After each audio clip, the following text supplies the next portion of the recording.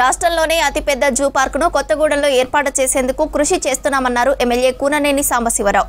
250 ఎకరాల్లో పార్క్ ఏర్పాటుకు స్టేట్ ప్రభుత్వం అంగీకారం తెలిపిందని కేంద్రానికి ప్రతిపాదనలు పంపుతున్నామన్నారు. కొత్తగూడెం ఎమ్మెల్యే క్యాంప్ ఆఫీస్లో ప్రెస్ మీట్ పెట్టారు. మంత్రి తుమ్మల సూచనతో ఎర్త్ వర్సిటీకి 100 కోట్లు రానున్నాయని తెలిపారు.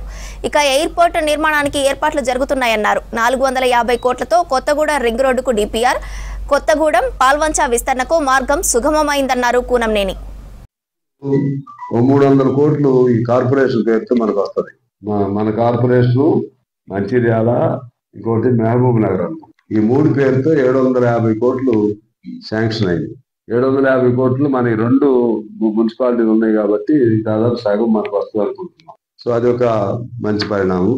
ఈ ప్రాంతాన్ని కార్పొరేషన్ గా బాగా అభివృద్ధి చేసుకునే అవకాశం వచ్చింది. తర్వాత అమృత స్కీమ్ మంచినీళ్ళది ఒకటి కూడా పట్టణంలో 120 కోట్లు ఇక్కడ వచ్చింది. మళ్ళీ పాల్వంచి వస్తుంది కదా, పాల్వంచికి ఒక 50 కోట్లు అమృత స్కీమ్, అది మంచినీళ్ళకి సంబంధించి. ఎడ్యుకేషన్ సంబంధించి యంగ్ ఇండియా ఇంటిగ్రేటెడ్ స్కూల్ పేరుతో మనకు ఒక 25 ఎకరాల స్థలం చూపెట్టాము. 200 కోట్లతో పూర్తి స్థాయి పాఠశాల కూడా వస్తా ఉంది. ఇంకోటి నవోదయ వచ్చింది. సరే అదే పక్కనే బోర్గపాడుకి పెడుతున్నారు.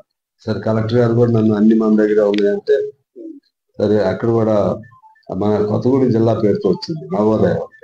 మళ్ళా కేంద్రీయ విద్యాలయం అది ఇప్పుడే మాట్లాడారు, అది ఇంకా ఢిల్లీ లెవెల్లో ఉంది. అది ఇక శాంక్షన్ అయితే అయింది, ఇక మనకి స్టార్ట్ చేసుకోవడానికి శాంక్షన్ కేంద్రీయ విద్యాలయం ముందు కూడా చెప్పారు. అలాగే సింగరేణి ఆధ్వర్యంలో దీన్ని మోడల్ స్కూల్గా, సింగరేణి మన పోస్ట్ ఆఫీస్ దగ్గర ఉండాలి, మోడల్ స్కూల్గా వాళ్ళు ప్రణాళిక తయారు చేస్తున్నారు. నా సహకారం కూడా అడిగారు.